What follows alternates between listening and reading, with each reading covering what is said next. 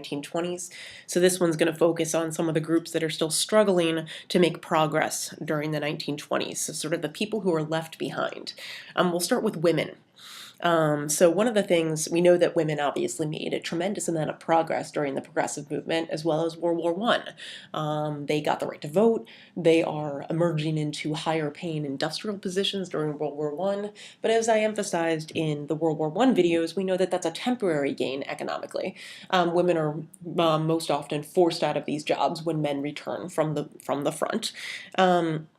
So in terms of the legal approaches of women, there's sort of this dilemma about whether the law should actually explicitly protect women as unique in the workplace and in the public, or whether or not they should just, not pass any protective legislation for women. In the sense, if you pass legislation that protects women, it seems to treat them as a different group, right? And might that prevent them from actually be treated as equals? And so there's sort of a divide among female activists about whether or not it's a good idea to actually pass laws that are specifically protecting women.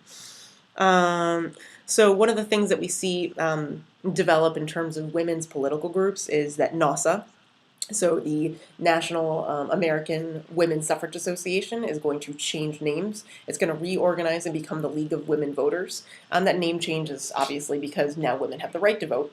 So we're not talking about suffrage anymore. We're actually talking about what women are pushing for now that they can vote. All right, so these women actually are fighting to get laws passed that are protecting women as sort of separate and unique citizens. All right, so this is significant because we see that on the one hand, they may seem like they're going against some progress. A lot of the League of Women Voters participants actually felt that women should return to more domestic roles in the private sphere, so that now that the war is over, they are meant to sort of return home, right? But you do see that the League of Women Voters is still pushing for women to have an active involvement in politics. Just what's different, or what might be holding them back, is that they're still promoting some protective legislation for women as well as for children. So kind of treating them a little bit differently in the eyes of the law. We do see that there are some groups of women who are not in favor of this approach, right? So not surprisingly, Alice Paul, who we know was the sort of more militant type of suffragette, actually is opposing protective legislation. And she instead pushes for something called the Equal Rights Amendment. And what the Equal Rights Amendment would have done was it would have treated women and men completely equally in the eyes of the law. It was something that originated in the 1920s. It does not pass in the 1920s, so it sort of gets tabled until the 1970s when there's a large-scale feminist movement then.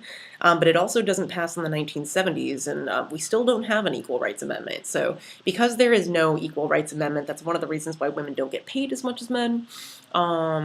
And ultimately, this is somewhat controversial because people who push against it make the argument that women need to be protected to a certain extent. Like, for example, women should not have to serve in a military draft, right? So there still is a lot of push against the Equal Rights Amendment, and it's one of the major reasons why women in the U.S., as compared to a lot of other Western countries, is sort of treated as a second-class citizen group much more than it might be in, let's say, Western Europe.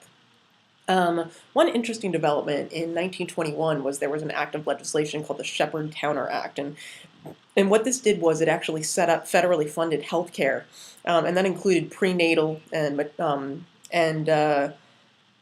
child care health centers for women. So, I mean, essentially, it was sort of it was an act that actually was providing some funding for maternity benefits. This is interesting because this is happening in the 1920s when we know that in some ways we're moving away from progressive policies. But we can see that, the Shepard-Towner Act still passes because we're still sort of in a period where women are empowered in a political sense, so they're able to sort of actively push for this legislation. But the Shepard-Towner Act is short-lived, and by 1929 it loses funding and it does not continue. And it's important for us to realize that because we still don't really have any adequate maternity leave protection, at least by the federal law in the United States. That's another thing that really makes us different from a lot of Western European countries, where we have virtually no maternity leave protection in the U.S. That very much makes us stand out. Next group of people that is typically not benefiting in the 1920s is the Mexican immigrant sector, right?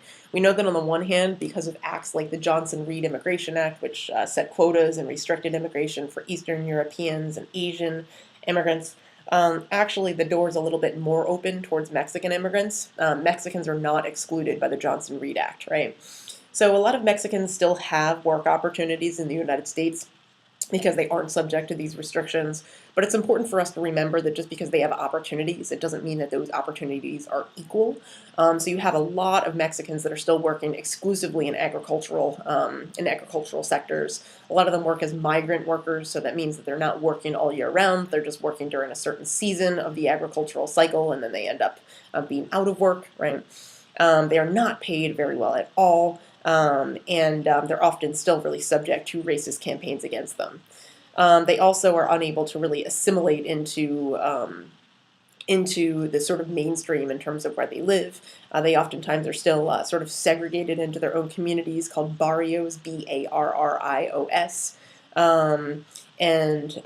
What we also see is that there is an effort among the Mexican community to sort of contribute to their own uplift. So we see that starting in the 1890s and certainly continuing well into the 20th century, we have this establishment of these groups called mutualistas, and they are mutual aid societies among the Mexican American community.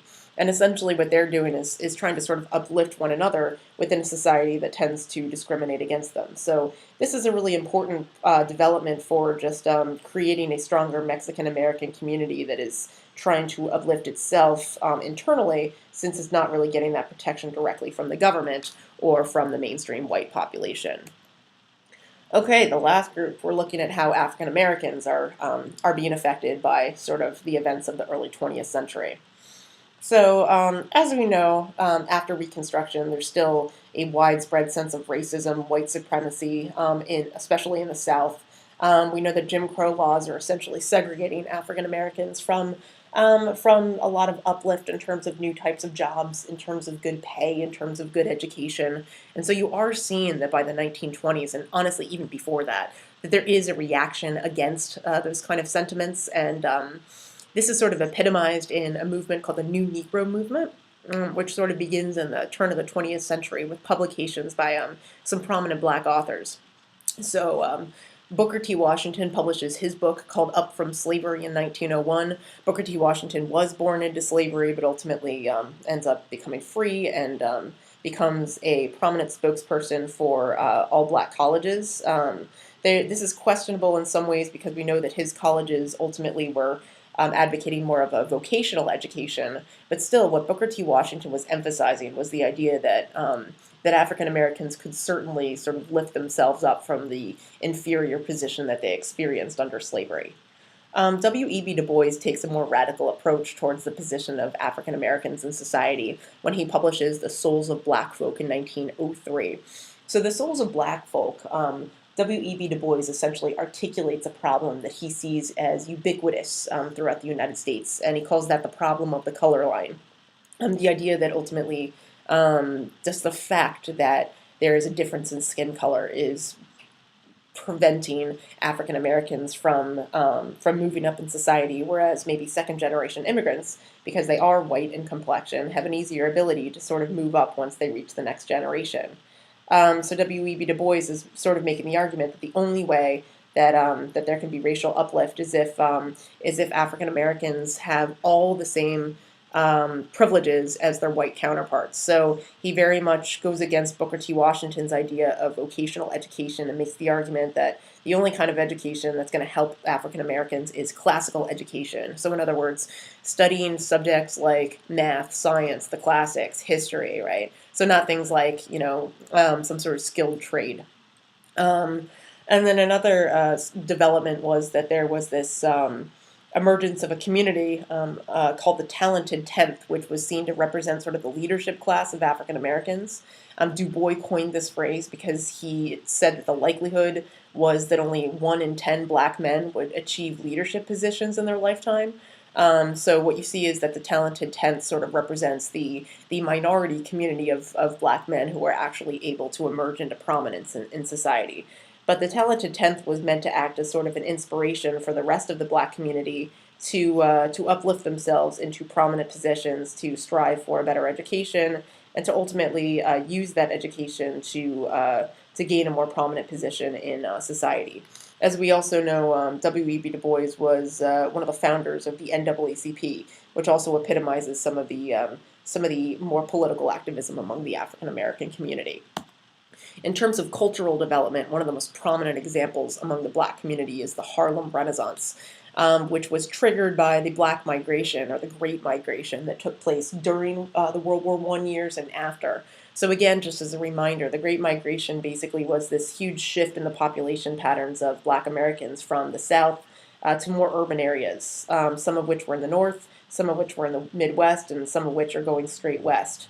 And the Harlem community is a unique one in the sense that you have this huge new population of African Americans living in the north end of Manhattan, or the Harlem neighborhood, and their sort of this significant community that they develop there is going to result in sort of an artistic and cultural explosion, where you're going to have a lot of artists sort of be able to safely explore aspects of black life in new ways. So you're going to see in the Harlem Renaissance that there's going to be a more prominent voice of protest among the black community in various quarters.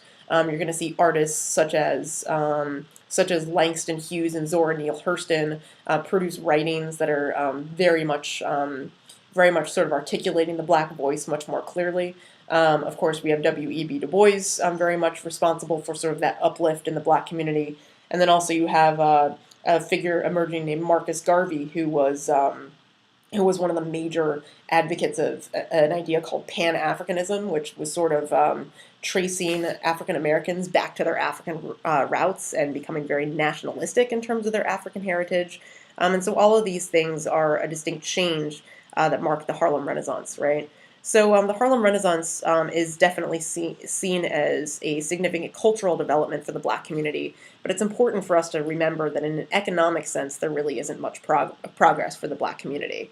So still, African Americans tend to work really menial jobs for long hours and low pay. So there's certainly social development, but we could challenge the extent to which there's actually significant economic improvement.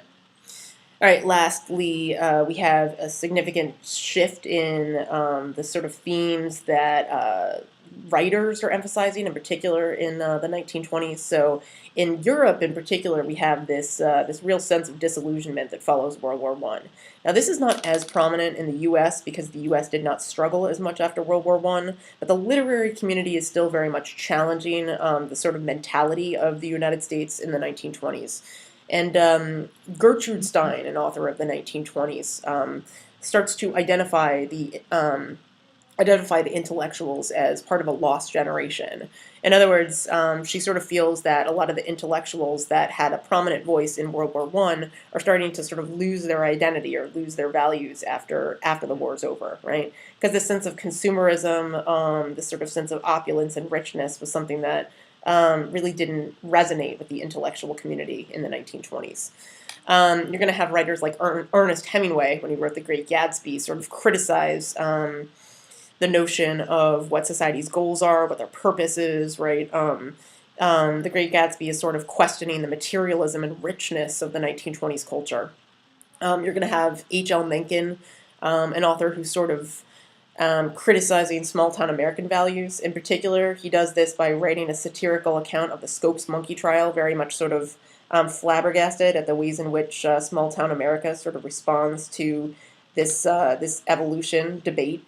And then you also have the emergence of literature that's focusing more on racial uplift, and that is epitomized by Eugene O'Neill's play, The Emperor Jones, which was the first American play that had a black male lead actor, which may not seem significant, but just the sense that Eugene O'Neill was actually a white playwright, and yet he is sort of playing with themes that emphasize minorities and people who live on the margins of culture, give us a sense that the intellectual community is still very much kind of questioning the developments, the sort of social thoughts, the culture of the 1920s.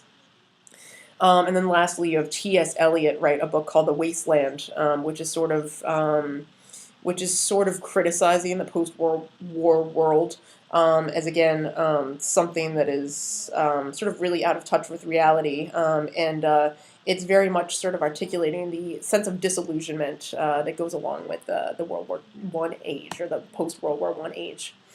So when the 1920s come to a close with the presidential election in 1928, this is an interesting election because it starts to trigger a little bit of a political realignment in where Democrats are concentrated versus Republicans. And so Herbert Hoover, the Republican candidate, is from a small town. He represents sort of those traditional white Anglo-Saxon values. And then his challenger was a man from the city. He was also Catholic. His name was Al Smith. And he gets a lot of criticism for being Catholic, especially among small town and rural voters. But nonetheless, Smith actually does capture a significant amount of urban voters, which gives you a sense that there is a little bit of a realignment that's taking place in urban communities, and there's a stronger urban focus or attraction towards the Democratic Party. But there are some things that are not too different between the two candidates. So, for example, both Smith and Hoover were very much supporting business development. So we see that both of them are sort of latching onto the idea of 1920s prosperity.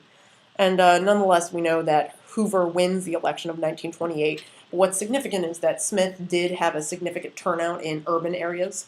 So again, we're going to see that more and more Democrats, or more and more urban voters, are going to start to get attracted to the Democratic Party.